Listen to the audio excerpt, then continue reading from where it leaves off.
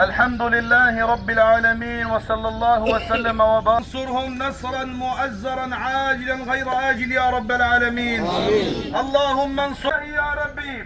Uzun zamandan beri yurtlarından, yuvalarından çıkarılan, İsrail'in zulmü altında ilim ilim inleyen, Filistin'deki, Gazze'deki kardeşlerimize yardım eyle ya Rabbi. Fedai can edenlere, o muhterem şehitlere rahmet eyle. Allahümme innehum rammelu nisa'el muslimine ferrammin nisa'hum ya Rabbel alemin. Allahümme aleyke bihim ya Rabbel alemin.